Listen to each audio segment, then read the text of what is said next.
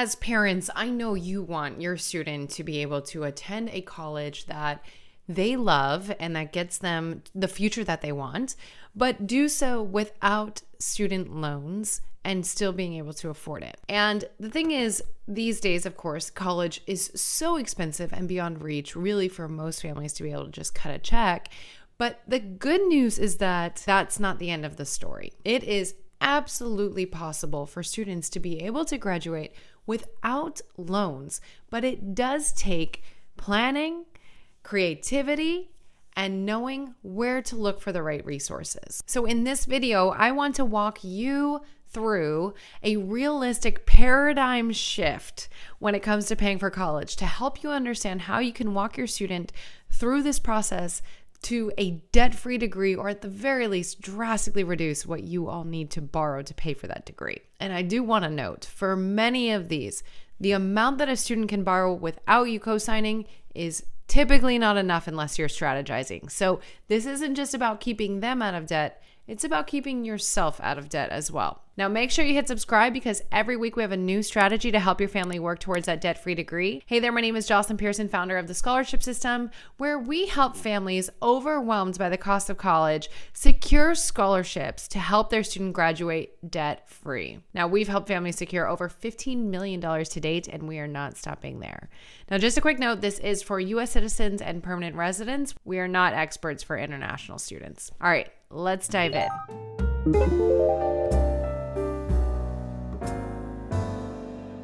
So why do we want to avoid student loans? That might sound like an obvious question, but some students will say, well, this is just what's required for a degree, and parents can fall into that too. But in reality, student loans are one of the biggest burdens, not just that young adults are facing, but their parents and for some, grandparents. Over 4 million people are going to have their tax refunds or even Social Security checks intercepted by the IRS because they owe money for student loans. According to the Department of Education, by the end of 2024, the average debt was nearly $40,000 per student. And for many, it takes decades to pay off. In fact, the average is 21 years of paying student loan debt. We've heard the stories where they've been making the required payment every single month for years and years and years, and the amount they borrowed is not even touched because all they're doing is paying interest. This kind of debt can delay buying a home,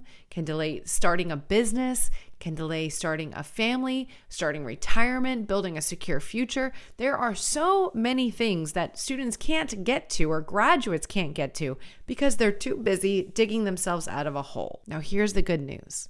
We can change that. And that's what we do at the Scholarship System. And that's what this whole video is about. So now let's get into what the steps are in order to avoid student loan debt and still be able to afford college. First and foremost is to help your student maximize debt-free money. These are grants, scholarships, and will include work study, even though they do have to work a little bit for it, but it does not have to be paid back. Grants are need-based, and they do not have to be paid back either. Typically, these are awarded by submitting FAFSA. So FAFSA is always the first and easiest step, and we have a whole FAFSA playlist for you all. But then the next type of funding are scholarships. These are my favorite. And we have a free training where we walk you through in 1 hour how to walk your student through this and get started in finding legitimate scholarships with less competition. So if you want to attend that, just go to thescholarshipsystem.com/free webinar, or you can click on this video. And also, by the way, links will be in the description if you want to finish this up first. Scholarships can be given by so many different organizations for so many different things, and they do not have to be paid back either. Now, at the Scholarship System, we have 6 simple steps outlining everything that needs to be done with scholarships. But as a parent, some of the things that you can do is, 1, help them set a weekly goal, like applying to 1 scholarship a week. Or maybe it's a month. Maybe we're doing a monthly goal, and by the end of the month, we want 5 applications done. But the other thing that you can do with this is set a specific time to work on it with them. Maybe you can do the finding, they can do the applying. Step 2 is choosing the right school. Financial fit is so important. And this is where, for me, we do not want to pigeonhole ourselves to 1 or 2 schools. If your student has their eyes set on 1 school, believe it or not, by following the money, many of our members have identified schools that they didn't even think they'd ever get in, never mind get a free ride or get it to where it could be affordable.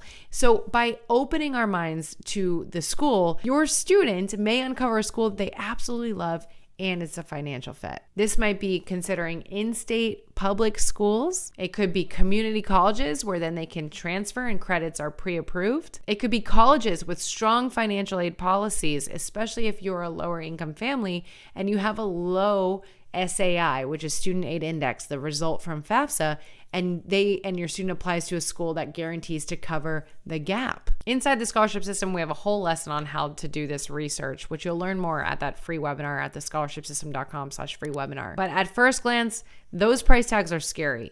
But most students do not pay what's listed on those sites. And that's where you can even use a net price calculator on their website to figure that out. But either way, finding a financial fit school is extremely helpful in working towards that debt-free degree. Step 3 is to consider ways to bring in money outside of scholarships and grants, and that is work study, like I mentioned, or it could be part-time jobs. In fact, actually, I always had a part-time job or work study or something along those lines while I was in school, just to bring in money, even though I had enough scholarships to cover my bill. In fact, it's actually proven that if they work 20 hours or less, they tend to have a higher GPA because it forces them to be more productive. So getting your student to work a little bit is not hindering them from a college experience. It's enhancing their college experience. Now, if your student qualifies for a federal work study, then they would only qualify for that by submitting FAFSA. So again, stressing the importance of submitting FAFSA here. Now, comment below, has your student explored work during college? And if so, what kind of jobs did they do? You know, the other nice thing about this is that if they find a job near campus, most of the time they're employing students, and so they're flexible with exam weeks and busy schedules, and they can kind of move students around based on when they have exams. So that was one thing that I found nice. Step 4 is utilizing things like dual enrollment, AP classes, IB classes, or CLEP exams to secure college credits to where we don't have to pay for them. Step 5 is to explore tuition-free or low-cost programs. Yes, you heard that right. Some Ivy League and private universities are actually tuition-free for some schools based on their income. State promise programs like New York or Tennessee, they actually cover in-state tuition at public colleges. And then there are service-based ones like AmeriCorps or ROTC. They will cover costs for an exchange of service and commitments. So those are just a few examples, but doing this research, you may be surprised at options out there for your student. Now, the next step is creating a budget and sticking to it. So when your student hopefully brings down the cost of college to as little as possible, finds debt-free money to help pay for it, we might still have a little bit of a gap. So reducing our expenses and bringing in some part-time money can close that. And this is what the Debt-Free Degree Lab is all about, right? All these strategies in addition to scholarships. But that budget can certainly help because there are so many expenses beyond tuition. And in fact, that was only half of my cost my first year of college. Things like eating out, gas money, parking. There are tons of expenses that they need to be aware of as well. So there you go. You have a crash course through our Debt-Free Degree Lab membership covering not just the scholarship strategies, but all of these other ones as well. And inside the scholarship system, we focus on the scholarships piece, of course, but combining all of these different strategies is how we can get to that debt-free degree, how we can avoid student loans and still be able to afford college. So it's all about creating this debt-free degree puzzle image that fits our family. And actually, even within a family, each child's puzzle might look a little different. The strategies might be a little bit different. But the point that we want you to get from this video is there's a lot of different moving pieces, a lot of different opportunities. So we do not just want to sign on the dotted line and sign up for decades of debt. All right, make sure you hit subscribe because every week we have a new strategy for you to work towards that debt-free degree. And again, check out that free scholarship training at thescholarshipsystem.com/free webinar. I'll see you in the next video.